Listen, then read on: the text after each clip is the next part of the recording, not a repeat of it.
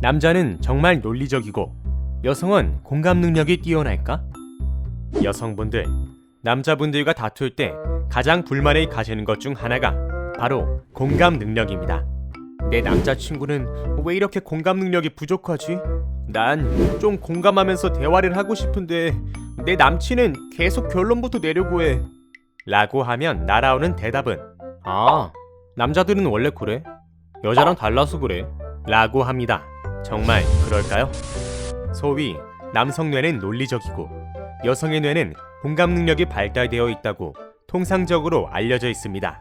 이것에 대해서 여자의 뇌는 양육을 잘하기 위해 공감과 의사소통에 더 적합하게 진화해왔고 남자의 뇌는 사냥을 잘하기 위해 논리나 체계를 이해하는 데 더 적합하게 진화해왔다 라는 말이 존재합니다. 여러분도 한 번쯤 들어보셨을 것입니다. 남성과 여성의 뇌의 사진을 보시면 조금 이런 말이 일리가 있다고 생각하실지 모릅니다. 사진을 보시면 여성의 뇌와 남성의 뇌는 크기부터 달라 보입니다. 실제로 남성의 뇌가 여성의 뇌보다 클 확률은 84%이고 여성의 뇌가 남성의 뇌보다 클 확률은 16%라고 합니다. 하지만 이건 평균의 함정이 있다는 점을 간과하시면 안 됩니다. 즉, 평균적으로 남성이 여성들보다 키가 크지만 모든 남성이 모든 여성보다 키가 크지는 않듯이 말입니다. 즉, 여성의 뇌가 평균적으로 남성보다 작을 확률이 높지만 이는 단지 확률일 뿐이라는 점입니다. 여기서 그럼 한 가지 의문이 듭니다. 뇌가 크면 지능도 더 우월할까요? 결론부터 말하면 NO입니다. 고래가 우리보다 뇌가 크다고 지능이 더 우월한 것이 아니듯이 뇌의 크기와 지능과의 상관관계는 없습니다. 이에 대해서 연구를 친절하게도 물 건너 영국에서 해주셨습니다.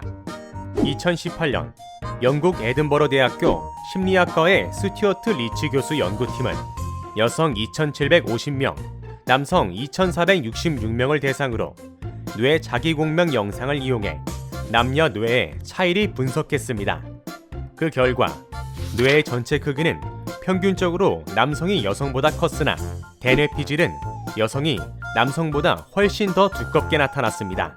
대뇌 피질이 어디냐고요? 바로 대뇌 표면에 위치한 신경세포를 의미합니다.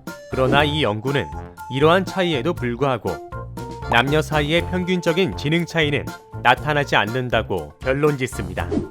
단순히 대뇌 피질이 더 크다고 IQ가 높거나 더 똑똑하다던가 어떤 능력이 더 출중한 것은 없다는 것이죠. 자, 그러면 여기서 생각하는 또 하나의 의문점이 있지 않아요? 네, 남녀의 뇌가 다름에 따라 지능 차이는 없다고 하지만 남녀 간 뇌구조가 다름으로 인하여 각각 다른 어떠한 분리된 특성들이 나타나지 않을까 하는 의문이 듭니다. 예를 들어 타고난 성향이나 능력 같은 것들 말이죠. 이러한 관점으로 나온 유명한 스테디셀러 책이 화성에서 온 남자, 금성에서 온 여자라는 책입니다.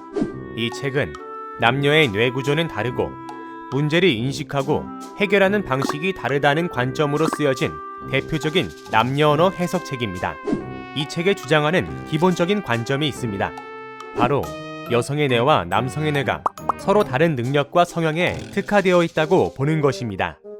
이에 미국 국립보건원 산하정신건강연구소의 발달뇌 유전학자 아민라즈 나환과 그의 연구팀은 남녀 뇌의 차이를 해부학 관점에서 분석한 연구 결과를 발표한 기록이 있습니다.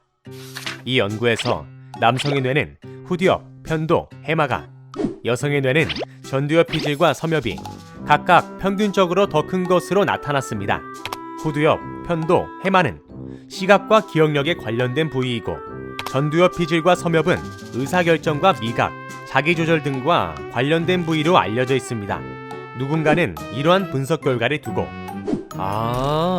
역시 남자는 시각 정보를 잘 기억하고 여자는 자기 견해를 내세우기보다 합의를 잘 이끌어내는 것이 사실이구나 라고 받아들일지 모릅니다. 하지만 이것에 대한 대답은 역시 틀렸습니다.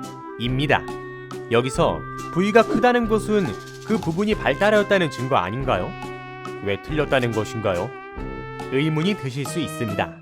하지만 특정한 뇌 부위가 크다는 사실이 곧 해당 뇌 부위와 연관된 기능이 우월하다는 결론으로 이어질 수는 없습니다. 뇌의 한 부분이 크다는 것은 단지 해당 뇌 부위에 신경 단백질이 더 많다거나 뇌의 주인이 그 부위와 관련된 기능을 상대적으로 더 많이 학습했다는 것을 의미할 뿐입니다. 사실 부분적인 뇌의 발달은 사회적인 영향을 배제할 수 없습니다. 아시다시피 사회는 아직까지 여성이 잘하는 일, 남성이 잘하는 일을 구분지어 놓고 있습니다. 이러한 사회적 편견은 어릴 때부터 여성은 공감 능력이 발달하며 갈등 없이 완만하게 살기 강요당하고 남성은 집단적이고 이성적이며 성취적이길 요구받습니다. 이에 따라서 당연히 학습 또한 차별적으로 이루어지고 뇌가 다르게 발달할 수밖에 없다는 것입니다. 우리가 학생 때만 해도 여자는 문과, 남자는 이과, 여자는 언어에 강하고 남자는 수리에 강하다라는 근거 없는 편견이 강했다는 것을 기억하시나요? 이에 대해서 미국 위스콘신 대학교 심리학과 하이드 교수는 이것이 틀렸다는 것을 통계로서 확인시켜줍니다.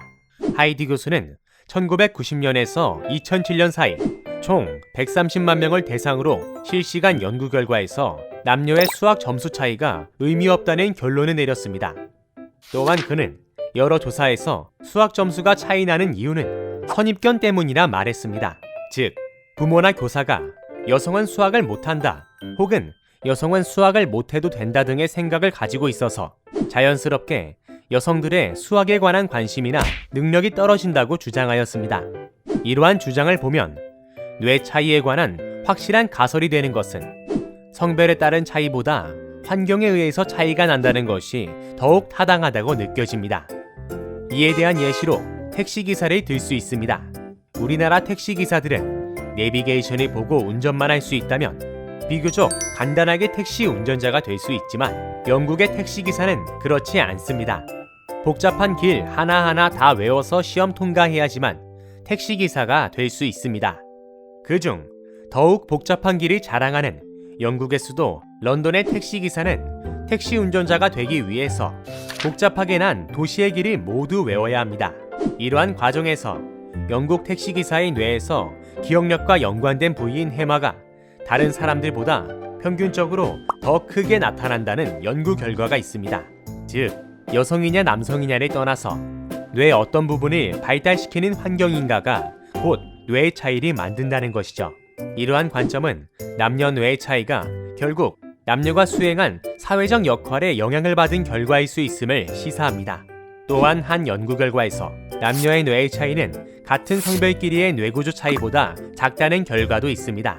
이쯤 되면 개개인의 개성이 뚜렷해진 현대에서 남녀의 뇌 차이를 운운하는 것은 더 이상 시대착오적인 발상이라는 것을 느낄 수 있습니다. 이제 남자는 원래 그래, 여자는 원래 그래, 이런 말이 얼마나 허무맹랑한 소리인지 알 수 있죠? 누군가가 남자는 원래, 여자는 원래 라는 말을 한다면 당당하게 삐 틀렸다고 얘기하시길 바랍니다.